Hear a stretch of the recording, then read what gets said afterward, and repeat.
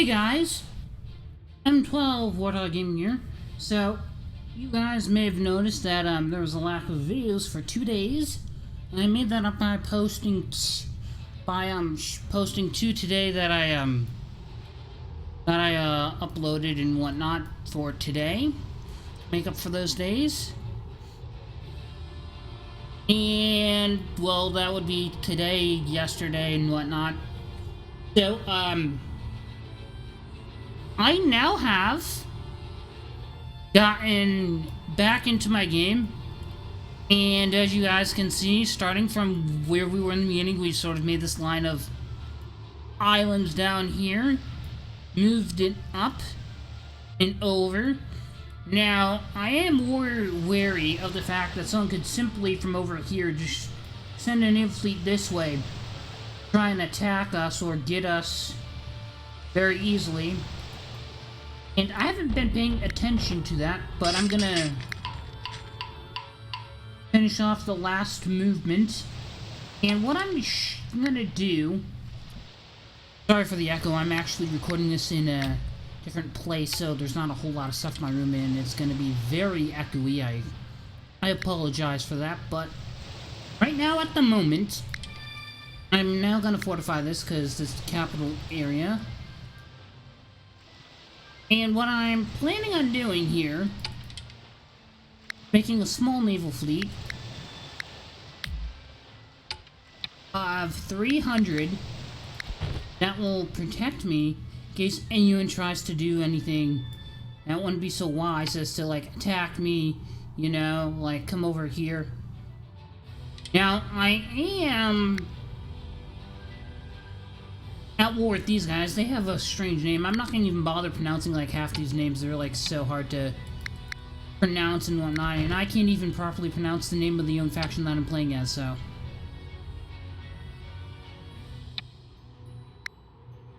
Okay, let's move this here. This is not actually a border. So I'm gonna move those troops there. Now, one way, because there's all these different mountains, walls, and whatnot, to tell if something's actually a border, click on one that has troops in it, and like this one, for example, and it can tell you which one I moved to and whatnot, so I've definitely been using that lately. Okay, so another thing that I'm going to be doing is I'm going to send some more reinforcements up here, because I believe this place is going to get attacked. And I'm going to send some more this way. Sort of the thing with these towns with lower populations, is that if they're on the border, you can send the ones that aren't directly on the border, my troops from there, and send them to there, because you're more limited on the amount of troops you can get in terms of population with small towns than you are with gold. And for larger towns, you don't really have to worry about population that much, and you're more limited on gold, unless you get later on, because this map has so many territories. You could get so much money off of governing all of them, and you could easily get like several thousand a turn if you need to, or buy 1,000 troops for almost all areas of conflict, like, and just boom, right there and ready to go. So what I'm gonna do, I have allies.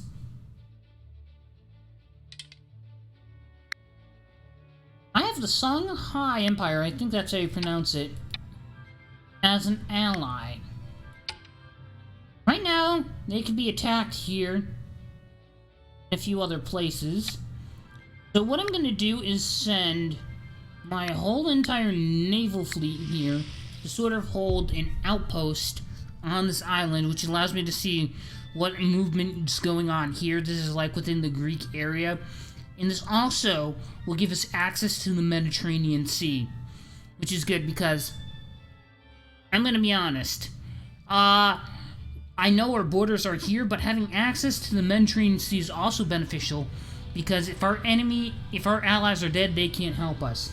So being able to have this as a base to where we can easily ship naval units to support our allies if needed should be a thing, but most of the time it seems like they can handle themselves. Now, on the other hand, we have the Great Zimbabwe Empire. We are also in alliance with them. Now, they're on neutral stance with the Songhai, but it's also beneficial to us because if you see here, because this is sort of the diplomacy side of the strategy guide for the world map, these guys here have 3 people who are at war with them, and I am one of the 3, and I'm in alliance with the other 2, but the other 2 aren't in alliance with each other. This is also beneficial in a way. Now, what I'm going to do is, regardless of the fact that even if I attack first, it's more than likely that these guys down here will attack this territory here and outnumber it and take over. If we attack with these troops first, I think the smaller one moves first. So what I'm going to do is buy 250. I bought 100. I should have done 150. Get that to 250. And no, I do not want to buy more troops. But I definitely do want to fortify this. Now, on the other hand, what I'm going to do now is check where this has borders. Three different areas. So what I'm going to do is buy 300 troops, and I'm going to have 100. Even though that this area is not going to be a border territory, if I were to take out all 3 of these, I would still like this to be armed in case they counterattack and quickly take one of these out. Now, another thing I want to do is in case one of these 3 territories I'm about to take over suffers huge casualties, I already have troops here that can quickly and effectively resupply them before they even have a chance to think about what's going on. Now here, I'm going to try and outnumber at the point of attack, right down here, which is going to be more beneficial to me. Now what this means is that I'm going to be able to, regardless if we don't take it, these 2 territories will still be regardless of the fact I don't need to arm these 2 if I can outnumber here. The only reason I bought so many troops is that if they have a smaller army and they move first, I don't want them to take the territory. Because then I could have troops here attack there, but then that wouldn't do anything. Because actually in this scenario, disregard what I just said, actually in this scenario, the only place they can move from here onto our territory would be this territory here. Because these 2 are covered by mountains, and you can't directly go from here to here. But if it was like in any other scenario where they took this over, and I send troops from here to counter this place, if they're smaller, they can move here first, I'll take this back, but then they own that territory.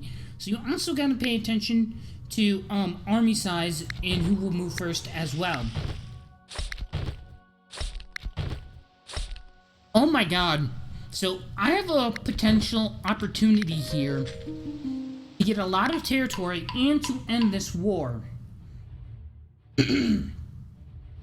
Now, how exactly am I going to do this is a big question, but I will answer that.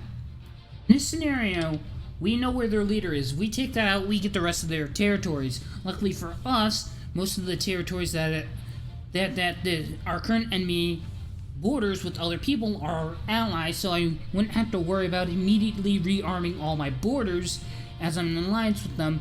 But if they're unarmed for too long, someone will see an opportunity and take that opportunity. So what I'm going to do is buy 300 troops. Now the reason for this is I'm going to attack here. Now I know my main goal is to get the leader and whatnot so I can get all of the territory. But if he has a smaller army, he's obviously going to try and play the smart move and maneuver his leader away from my main army, which he thinks is going to attack them. Which I'm actually going to counter that by splitting them up so that they don't actually...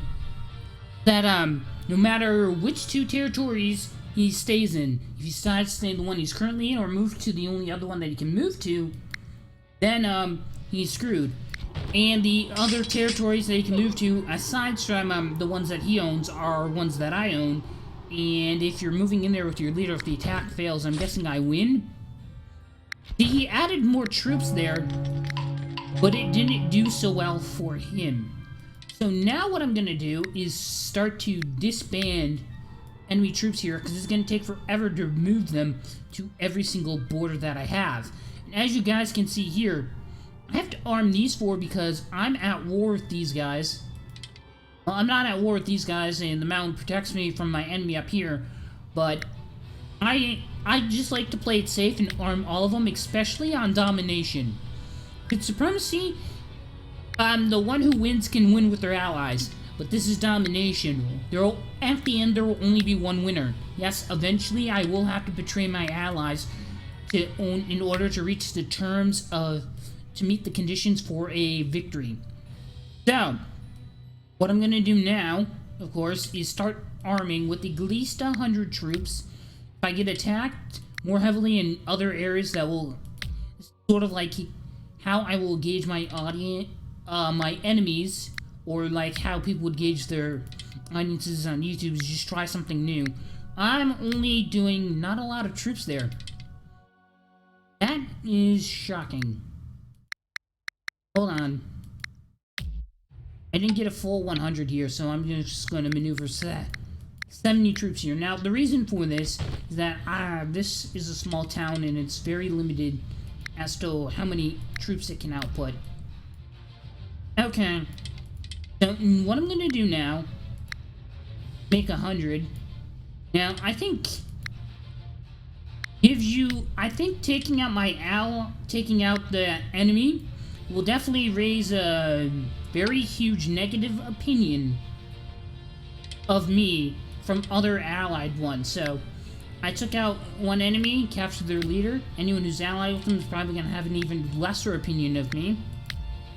Which you can actually see when you click on this. They're in alliance with me, but their opinion of me is very negative. That's concerning, and I'm glad I'm arming all my borders. Although he hasn't been mean to me, which is also why I want to help him. I'm just going to give him 1,000. For now. Trusting that he won't attack me. Maybe I gave him too much. But what I'm going to do now is that I have a lot of troops here that need to be disbanded. It costs a lot of money, and part of your expenses is military upkeep. In the strategy game, sometimes your military upkeep early on can be what can lead you to going into the negative in terms of how much money you'll owe and you'll be in debt and whatnot. So I think I've pretty much armed everything that I could with the amount of money that I have. As far as I know, I probably have only this territory I didn't arm, but I don't have enough for a full 100. But I could arm it with... Actually, no, I cannot. Apparently, I do not have a big enough population here. But we'll see how much more money I get from time the governing happens. Okay, so that's a lot, not too much. This is a completely separate thing in its own.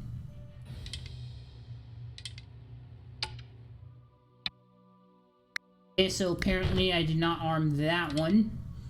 The way it was on the map, it looked like I did, but I did not. But I had trust in my allies that they wouldn't attack me anyway to begin with. So, from the looks of it, my loss of casualties has left me to believe that the catch horde, I might be, okay, the horde over here, I might have totally mispronouncing the name, attacked me obviously in that area. So what I need to do now, go on the offensive. Now, aside from arming as many borders as I can, I would like to attack here, but this territory is also a border territory.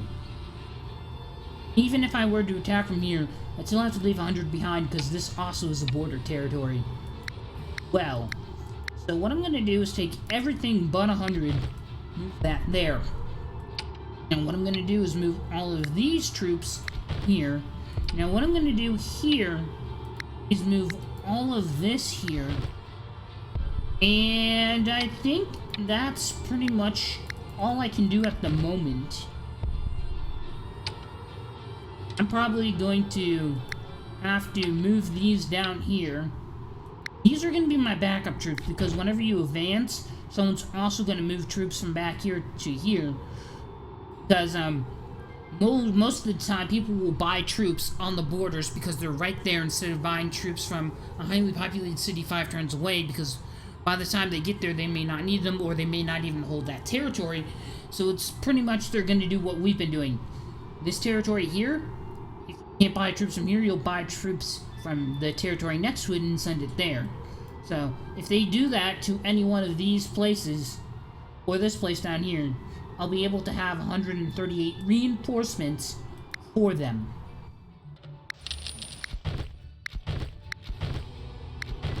So, from the looks of it, a bit happy, because I just found the location of their leader.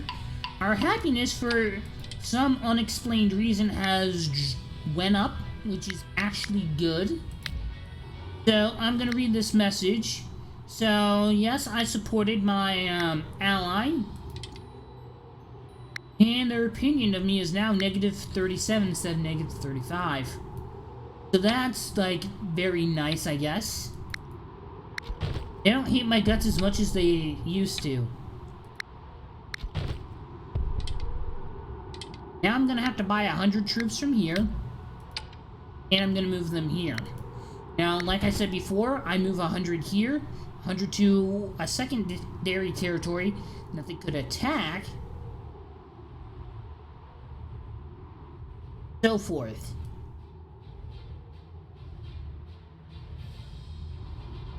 So, I may be getting more territory, and from the looks of it, a lot of it's going to be in Europe. And I'm pretty much going to have most of Europe at this point. Or about half of it, I guess. If this succeeds and we get them. If not, I would want a Navy force to probably come up here and try and figure out where they are and attack them, which is what this unit, which continued from last turn, is actually going to do. Originally, I was going to plan on moving it up through here and seeing what's here, but I got a plan. I can't move it to this spot here because it's too far away, but I can definitely move it here. And this is going to be the part where if it moves back here or here, where I can't get it, I will attack one of these territories with my naval force and see where we can go from there.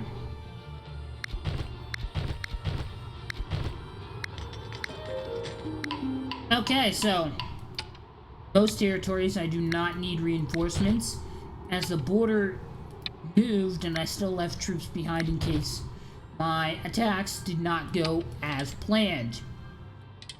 And it seems like they're attacking a lot down here. So what that means is that this horde wants this badly, so I'm just going to increase this. And because I have the money, you don't want to spend all your money on fortifications unless you can actually afford it. I'm going to do it here. Now, I'm not going to do it for pretty much anything else because it seems that they constantly get attacked somewhere around here. Not going to do it to these territories because these are our allies. Near our allies, we don't need to do that. Okay. I'm going to move all of my naval forces here.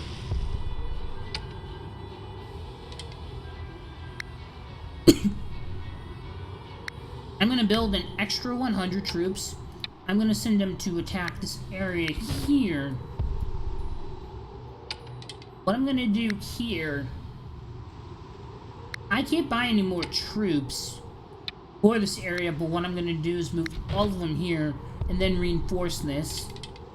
But we don't have more than 100, which worries me, so just in case, I'm going to send an extra 48 here in case something goes wrong. I'm not expecting anything to, but it's always good to have a backup plan. So what I'm going to do now is move this into place.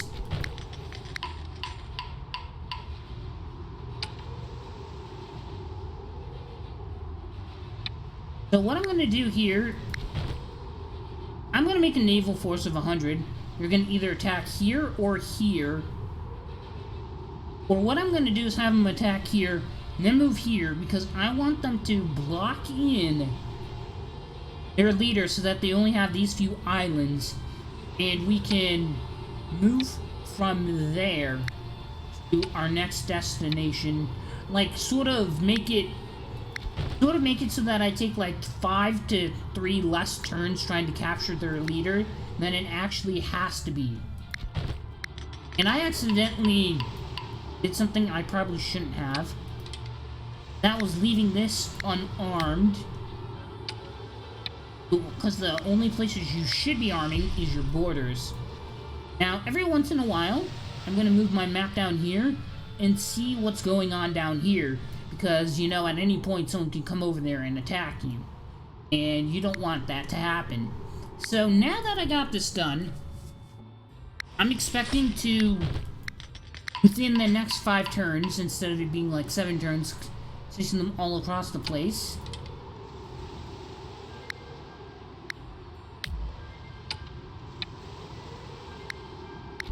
I'm gonna move all of these troops here. I'm gonna move 100 there. Actually, I'm gonna move all of this here. I originally bought an extra 100 so we could go there, but I can't attack that territory. I'm gonna move these here. I'm gonna move this one here. And this one here.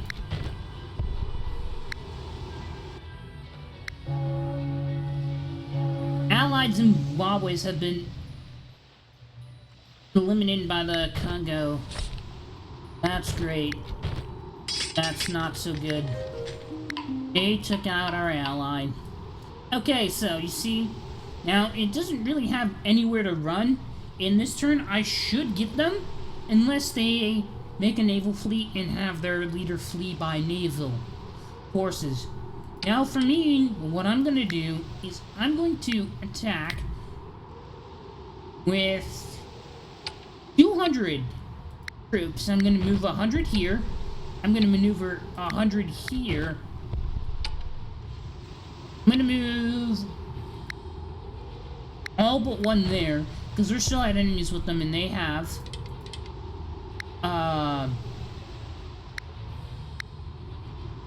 they still have troops right here on the water. So what I'm going to do is make that a naval fleet and right on top of them, and then they're going to attack that. And then I want to attack this area with everything but 100. Have this move here. And then for strategic placing of my troops, I'm going to put this here, because I'm going to attack this area. Their leader is going to attack this. I think you can get a defense bonus in an area that has your leader in it. But I also didn't want this to be unprotected if I attacked all of my troops here. But I also wanted to attack this area as well. So I'm just covering all my bases here, along with making this naval force here. Now, if this becomes the case, I'm probably going to have to deal with the Crown of Castle, which they're actually neutral, but they have a negative 100 opinion of me. And that means they're more than likely going to go to war with me. And I think these are Spanish people. I'm just assuming, because their starting area was in what would be modern-day Spain. So I'm actually going to, ahead of time, send some friendly help to them and ask for peace, and see if my 1,000 coins is enough to bribe them into getting another peace treaty. So pretty much attack their leader and every area around it Now, what I gotta do is actually disband all of these, and I am Grand Ruler.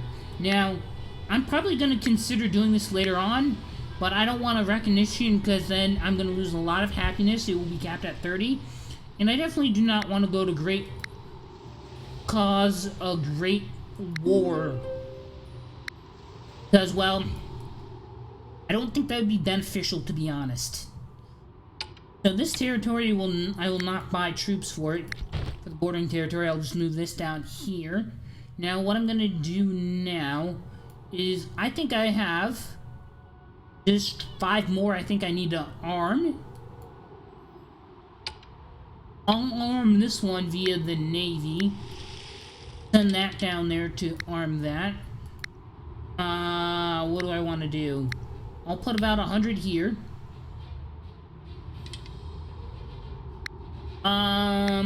This is deep into enemy territory, so just in case, I'm gonna have 200 here. And these places, from the looks of it, are already fortified. Can't buy enough there. So I'm just gonna do that. Now, all these troops get disbanded.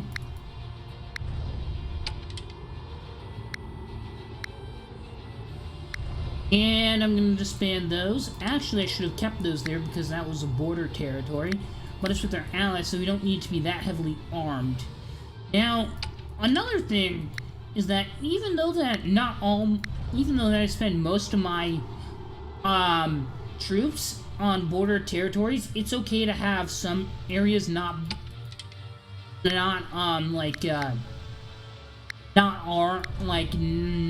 territories armed, in case your happiness goes below, because sometimes it's been known to unexpectedly decrease.